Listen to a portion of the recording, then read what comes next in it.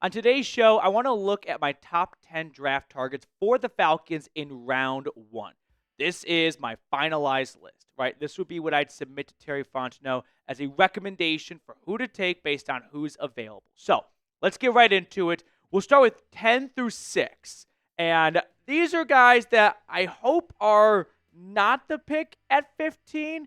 But if the top 5 guys are all gone and you want to know who's the best of the rest, I'd go in this order right here. The reason why I put Malaki Starks in at number 6, which is definitely a surprise to not see it be an edge rusher.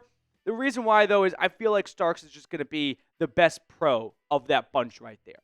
And we often all preach, take the best player available, and then you figure out where they go later. So while Atlanta desperately needs help up front with their pass rush, I feel most confident in projecting Starks to have the best career of these 5 players. And in a few years, I want to look back at this video and go, I'm glad that I didn't just panic and not go with Starks at number 6 and instead went with James Pearce or a different edge rusher simply because the Falcons really need edge help. I know this does not fix the pass rushing woes the Falcons have had for the last, 50 plus years, but if you want a gun to my head, which of those guys is going to have the best career, give me Malaki Starks. And Starks, Bates, and A.J. Terrell would form an awesome secondary. Now let's get through 5 to 1. Coming in at number 5, just ahead of Malaki Starks, I have a different safety, Nick Emmanwori. Depending on who you ask, you'll get different rankings for the 2 safeties. They are 1A and 1B to me. But I do have Emmanwori slightly ahead of Starks because I feel that he could be a better fit for the Falcons. From a complementary side, the guy plays like a fast linebacker at safety. They brought in Divine Diablo from the Raiders during free agency. That was his role in college, so I think there's some interest from the Falcons in players like this. But when you get 6'3", 220 pounds, and a 4.3, 840-yard dash, people are going to take interest in you.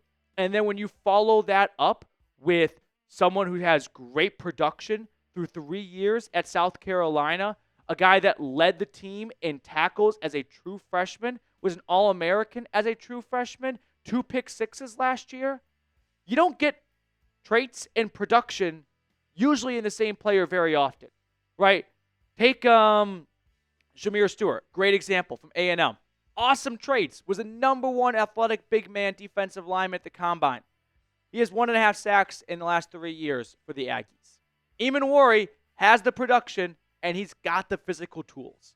So while, yes, this does not solve your desperate need for a pass rusher, I am willing to be somewhat more comfortable with leaning best player available if the top pass rushers are taken before 15. Now, before we look at numbers 4 through 1, make sure to join us for the NFL Draft. We will be live on the channel. I'm planning on going live an hour before the draft starts, but maybe we move that earlier depending on the interest. But make sure you are joining us for this awesome NFL live draft spectacular. Click that sub button down below, and who knows, you could be going home with, say, a jersey for whoever the Falcons take at pick number 15. Then at number 4, I've got my first Georgia Bulldog in the top 5, Mykel Williams, the defensive end from Georgia. People are going to call these guys edge rushers. When talking about the Falcons, I'll be specific about what position I think they'll play in Atlanta. And for the Falcons, I think Williams, with his size, would be a traditional defensive end, right? A 3-point stance, kind of a 5+ technique out wide in a 3-4 defensive front. Now, the pros and cons with Williams are as follows. Pro, incredible athlete. 6'5", 260 pounds. You feel that weight every single time you go up against him. Like every other Georgia defender, he is just an insane physical specimen. Con, the lack of production this past season for the Bulldogs. For being the number 1 pass rusher on this team, he wasn't even the number 1 pass rusher on his own team last year. In fact, it's someone who we're going to look at in a little bit. Now, in his defense, he played through a high ankle sprain he suffered early in the year, And I can buy that really limited him. But he was able to persevere and power through when they played their biggest games of the year. SEC championship game, it was Williams who was wreaking havoc on the Texas offensive line, which is, by the way, why I really don't want Atlanta to take Calvin Banks, which I know they've had some type of interest in the offensive line. Don't do that, Terry. I know you're watching.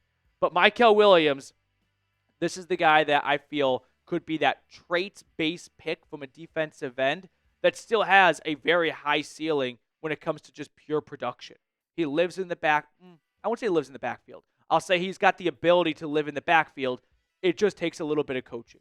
He's 20 years old. He is not a full-grown man. He can't even drink legally when he gets drafted. So give it a little bit of time, and I think he really could blossom into an awesome player for the team. Coming in, I mean, the tough thing with Georgia defenders, I'll say, is there's so many good UGA defenders that guys often don't get an opportunity to really put a lot of good tape out there until their final season. So you're not getting a lot of, evidence over 2 to 3 years with Georgia players because the last draft class had 3 or 4 Bulldogs. So where's Mykel Williams supposed to fit in that draft class? Excuse me. We're going to look at the other top players in just a moment here, but really quickly, I have to give a quick shout out to our sponsor, Game Time. Game Time has awesome deals for making getting tickets faster and easier. Even for hard-to-get playoff seats, prices on the Game Time app actually go down the closer it gets to tip-off. With killer last-minute deals, all-in prices, views from your seats, and their lowest price guarantee, Game Time takes the guesswork out of buying NBA playoff tickets. But if you want to go to a Braves game or any other sporting event in your area, check out Game Time first because you're going to save $20 off your first purchase. I like to look at it as Game Time's going to cover my parking. Game Time's going to cover my first beer and hot dog. Last minute deals over at Game Time. You can save up to 60% off buying last minute for sports, concerts, comedy, theater, and more. Take the guesswork out of buying tickets with Game Time. Download the Game Time app, create an account, and use code CHATSPORTS for $20 off your first purchase. Terms apply. Again, create an account and redeem code CHATSPORTS, CHAT Sports, for $20 off. Terms apply. Download the Game Time app today. Last minute tickets, lowest price guaranteed. Coming in at number 3, I've got Mike Green, the Marshall defensive end. This entire offseason has been a big debate when it comes to Mike Green, Mykel Williams, and James Pearce. How do you rank those 3 edge rushers? And you'll get a wide variety of answers. But I'm going to plant my flag in the ground right now and say the Mike Green video we did back in January about this unknown draft prospect for Marshall, just to put on your radars, maybe a round 2 guy, is going to clock in at number 3 on my wish list for the Falcons on Thursday night. Let's talk about his profile. 6'3", 251 pounds. So not as big as Mykel Williams, but a little bit bigger than, say, James Pearce, who we looked at earlier. Now, he's got terrific linear speed. He is not going to win with his bull rush. He's going to win with his flexibility, the great bend. Those are 2 words that I don't think get enough, traffic when talking about edge rushers. Like, go watch Nick Bosa highlights. Nick Bosa makes a living based on his dip and rip and just getting below the tackle. That's what Green did so well. And I'd say it's worked out pretty well for the 49ers having that type of guy in Bosa. Now, the size is going to be a question mark for some teams. He got up to 251 at the combine. He looked more like 241 during the 2024 season. But the production was there. And you know that I value production at edge so highly. 17 sacks to lead the country, 59 pressures. Now, here's the catch. He only really started 1 year in college. He started off in Virginia. He gets dismissed from the school in September of 2022 due to sexual assault allegations. He then transfers to Marshall, just rotates in 2023, and then 2024, he has a breakout season. So if the Falcons are comfortable with the character and they do their homework on the sexual assault allegations, one from high school, one from college, then this could be a great pick for them. If not, this could be a pick where you have a headache in the next 2 to 3 years and he doesn't even make it to the end of his rookie contract, which now sounds like way too far-fetched. Nicholas Petit-Frere was a third-round pick not long ago for the Titans. He got cut this week, right before the draft. To me, that just screams the Titans had some character concerns, but were willing to roll the dice anyway, and they wasted a third-round pick. You don't want to waste a first-round pick. Now, if you're concerned about the lack of competition playing at Marshall, let me just say there are plenty of successful edge rushers that did not go to traditional SEC or Big Ten schools. Hassan Reddick, most recently. Khalil Mack and Mike Green have a lot in common when it comes to their physical makeup, their height, and their weight when they went to the combine. Jason Pierre-Paul, I think, is an excellent comp for what Mike Green's career could look like. So the next two guys we're going to look at are probably a little bit of a pipe-ish dream to get to 15, whereas Green feels very realistic. So if that's the pick for the Falcons, what's kind of the reaction? Are we in? Are we out? Let me know in the comment section. Give me a yes or give me a no. At number 2, I'm going to go with the Michigan cornerback, Will Johnson. I tossed and turned about number 2 and number 1, but I landed on Johnson coming in at number 2 slightly because of the positional need for the Falcons. But don't get it twisted. Johnson, I expect to be a day one excellent starter for whichever team drafts him. 6'1", 194 pounds. So we're talking about above average size for a cornerback with some good length to his name. He was a huge recruit, 5-star recruit, one of the biggest in the state of Michigan, goes to his childhood team, the Wolverines. He asked for Charles Woodson's number, and all he does is start 3 years, helps that defense win a national championship, and put together one of the best bodies of work from a Michigan DB or really just any Big Ten DB in the last decade. Now, he does not have incredible top-end speed. Take like Denzel Ward. Denzel Ward is a bat out of hell. Will Johnson, I'm not going to say is slow. That's not fair. But I'm not going to advertise him as the fastest guy on the field. But he makes up for that lack of elite speed with incredible instincts, great IQ. Look at the coverage stats from 2023. You want a corner that's going to put himself in the right position to make a play? He's your man. He just has a knack for being around the football when he has to be. 4 interceptions in that 2023 year. Now, 2024, he missed a lot of the season with a turf toe injury. A lot of Michigan defenders were injured in 2024, and a lot of those Michigan defenders knew they were going to go early in the draft because of 2023. So I won't say they mailed it in, but maybe didn't feel the need to push it when Michigan's season was going down the crapper at the end.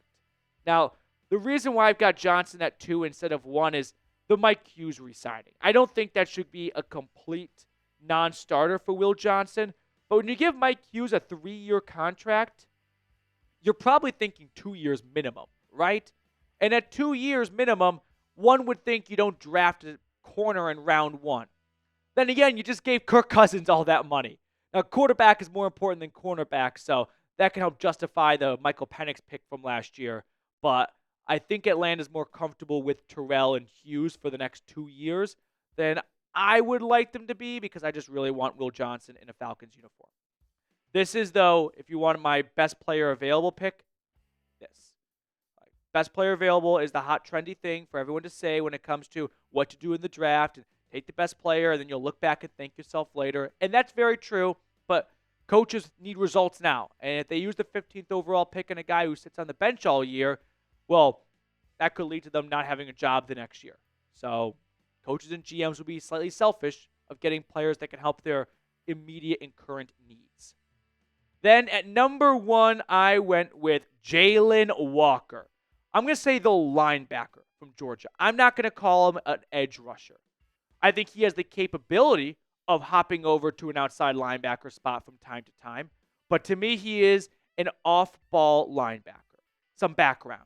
6'1", 243. Size-wise, a little bit on the smaller end for your traditional outside linebacker or defensive end.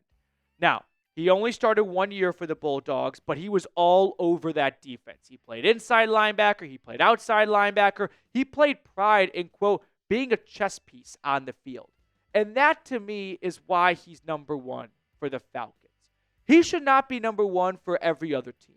If you've got a good defense in place, then I think you should try and fill in the last gaps. Atlanta's defense, they just need dogs. They need talent. They need good players. And right now, I'm in the market of finding the best players on defense for the Falcons. I don't think they've got any corner pieces other than Jesse Bates and A.J. Terrell. When you're doing a puzzle, you start at the corners. They've got 2 corners. So instead of working in the middle, let's get some more corners down. And Jalon Walker can be someone that you build your defense around. Whether that's playing as an outside linebacker in a front 5 from time to time. Or maybe it's playing inside linebacker and just being Caden Ellis times 10 with the pass rush upside. Let me put it this way. Jalon Walker led Georgia's defense last year in every single pass rush metric.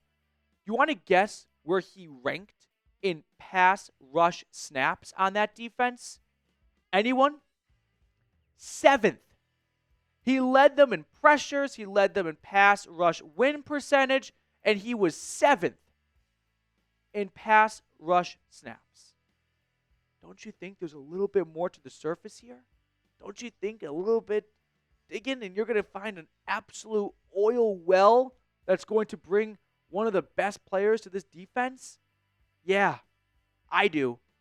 So, listen, if the Falcons had a good linebacker and edge system in place, then this pick may not make a lot of sense if you couldn't find a good home for him. Right now, I just want to get some talent on this defense. And Jalon Walker, I think, of the 10 people we looked at, is the most talented of the bunch. Now, I do want to slightly caution / make you aware of the Micah Parsons comps, because he has become a bit of a unicorn for someone who's now a defensive end for the Cowboys, but played linebacker in college, and every fan base goes, well, why can't he be the next Micah Parsons? Micah Parsons, while was not the traditional size coming out of Penn State for a defensive end, he was slightly bigger than Williams. He was 6'3", 246 pounds. So I'm not going to go as far to say, yeah, this is this year's Micah Parsons. That's kind of degrading to Micah Parsons' pro day. But they didn't even have a combine back then. This was 2020. Coco had no combine, so it was just pro days. But Jalon Walker, even if he's just 90% of Micah Parsons. And by the way, he's young too. So who's to say, like Micah, he can't grow and develop, like, from a physical standpoint over the next 2 to 3 years and go from 6'1" to 6'1" and 250. That's around where Micah is, a little bit smaller. And if, sure, he's only 90% of Micah Parsons, at pick 15, I'll take 90% of Micah Parsons. So who is your number 1 draft target for the Falcons? I went with Jalon Walker. I want to hear from you down in the comment section to kind of wrap up. I know a bit of a long-winded video, but this is my finalized top 10 list for the Dirty Birds. Also, we'll pick a commenter from a recent video to give 2 claps to wrap up our episode today. So who's it going to be? Big special shout out to T. Orlando. Mr. Orlando, thank you very much. 2 claps to you. 1, 2. See you guys later.